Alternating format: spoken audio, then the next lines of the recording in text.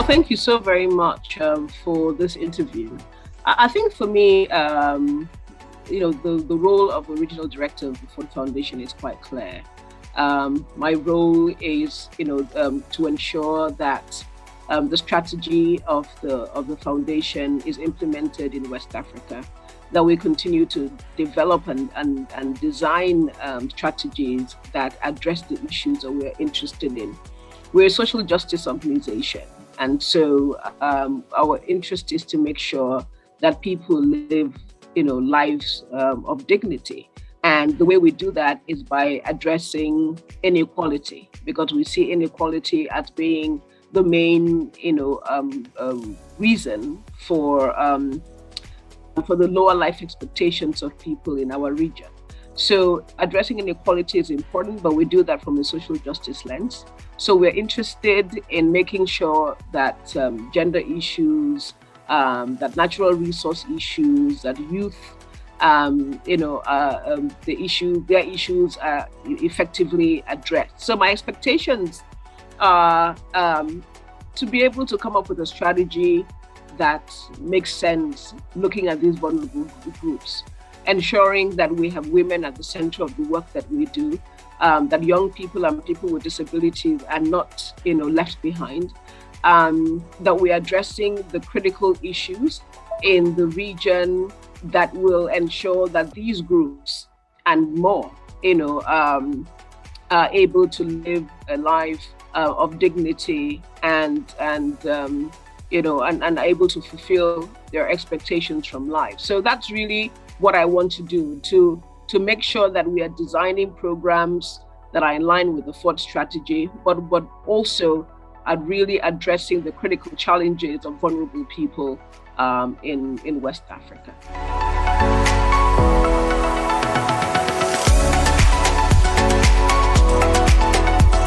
Yes, indeed. We're not an implementing organization. We're a foundation, so we provide resources to local organizations to be able to carry out the work that we jointly decide and agree are in line with our strategy. So with local NGOs, we support quite a number of them, and we make a case of really supporting local NGOs because many times, their capacity is not as strong as maybe international organizations. They are not as, they don't have the kind of structures that are as robust as is required. So sometimes they struggle with being able to get funding. And at the Ford Foundation, these are the people that we really want to work with, because we believe that the problems are rooted in local communities. And it is local NGOs and CSOs that are closest to these organizations and to these communities that really can address those issues.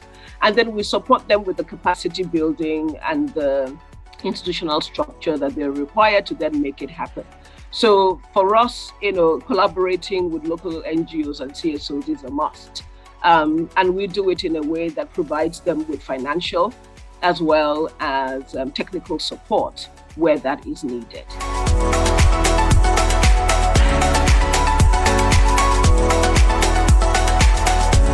So we recognize the critical role that the media plays in terms of amplifying the issues and bringing them to the fore, the issues that are of interest to us. So the media will always be a partner. How we do that going forward is something that we will then have to look at internally. We used to have a media portfolio in the past. Now we're looking at media more as a cross-cutting issue. So it's really looking at how the media will work with the two critical areas of our strategy.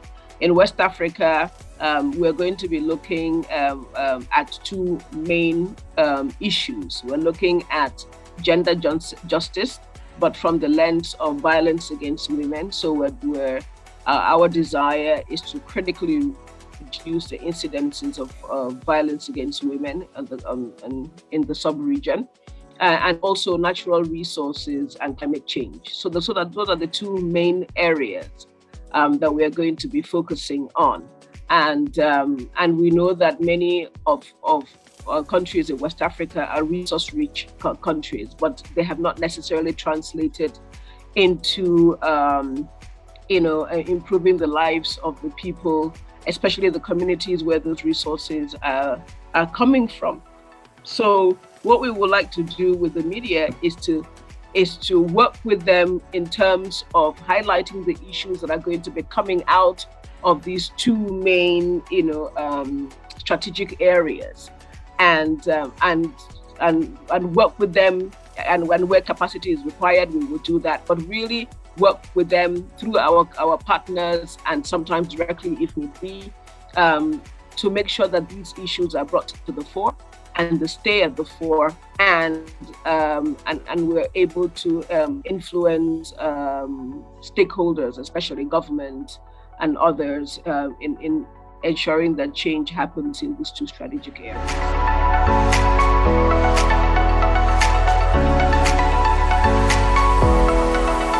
I think for us is that, at Ford, we will always fund what, will help enhance the strategic areas in which we are advancing in our work.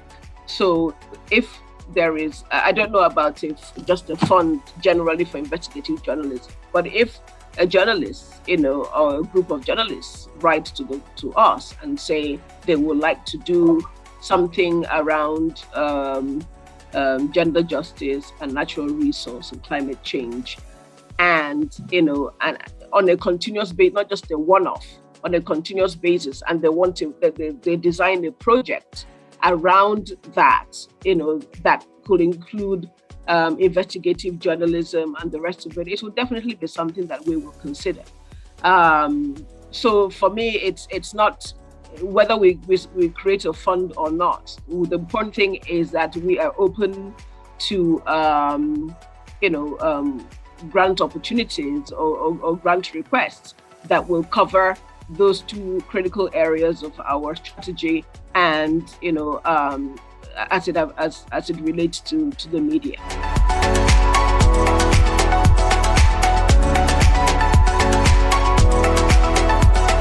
Okay, so in Nigeria, being the largest country in West Africa, we invest actually 70% of our grants. Our grant making is in Nigeria. So 70% of our resources is actually invested in Nigeria.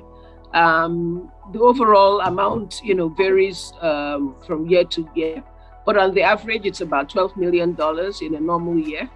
But recently, the Ford Foundation created what you call a build grant, and it's that's for Nigeria alone. Yes, the 12 million in a normal year is for Nigeria. It's about, I don't know, for West Africa, sorry, but about 70% of that will go to Nigeria. Yeah. So the overall grant is about 12 million in a year, and about 70% of that will normally be spent in Nigeria. But in 2021, that is this year, the amount more than doubled.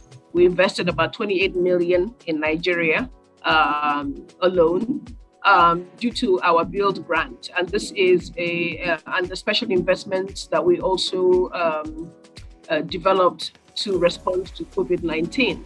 The build grant is a fund that Ford instituted to help strengthen the capacity of local NGOs. So it gives them flexible money to allow them strengthen their institutions.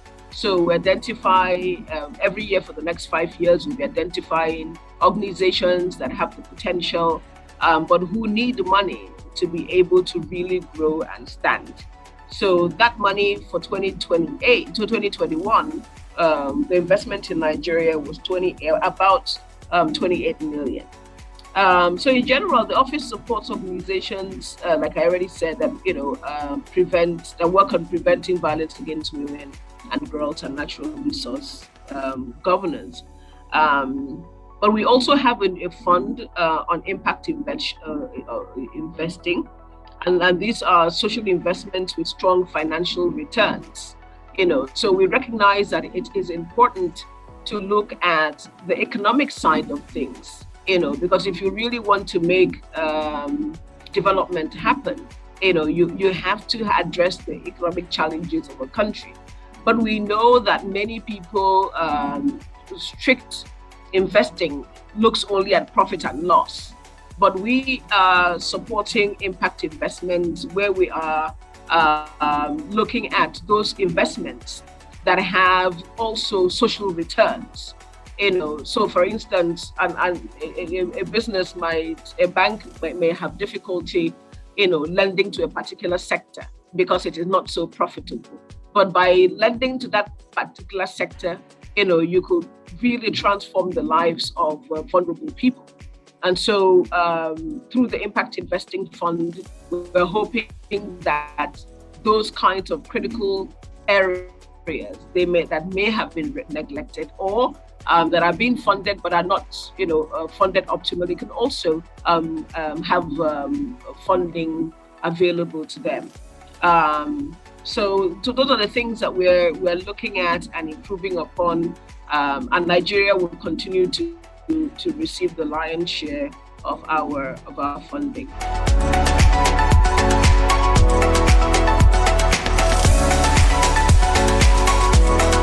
So, West Africa and like most of Africa has a teeming youth population.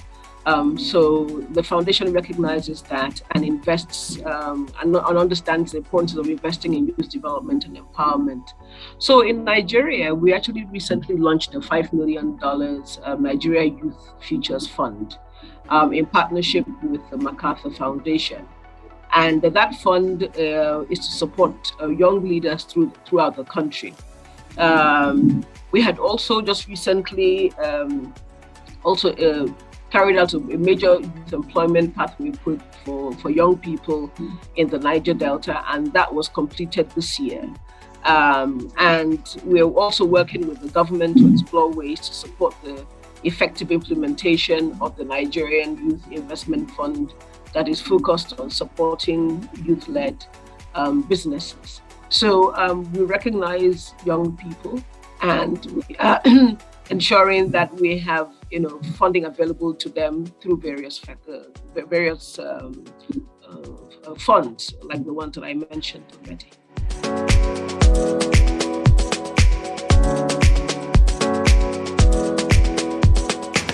So the foundation has civic gender work with our program, and in West Africa we're focusing specifically on gender-based violence. Gender-based violence, really has negative impact on women's ability, to live, resourceful lives. And so that's why we're focusing on it. And the incidence has been increasing from the statistics and research in recent years. So it's become a primary focus for us. And we're also looking at it in terms of rural women. We're looking at prevention. Our strategy is going to be focused more on prevention, and we're going to be doing that really at the grassroots level, supporting rural women in rural communities to address the challenges of gender-based violence and to put in place structures, to minimize and hopefully eliminate it altogether. Also exploiting initiatives on strengthening women's rights organizations to boost feminist action and advocacy against sexual violence in West Africa. So we recognize that women's organizations don't always have the kind of funding and support that they require to address the issues that affect their lives, especially when it comes to gender-based violence. So one of our critical pathways will be strengthening women's rights organizations, so that they are then in a strengthened and advantageous position to address sexual violence in West Africa and also to advocate against it.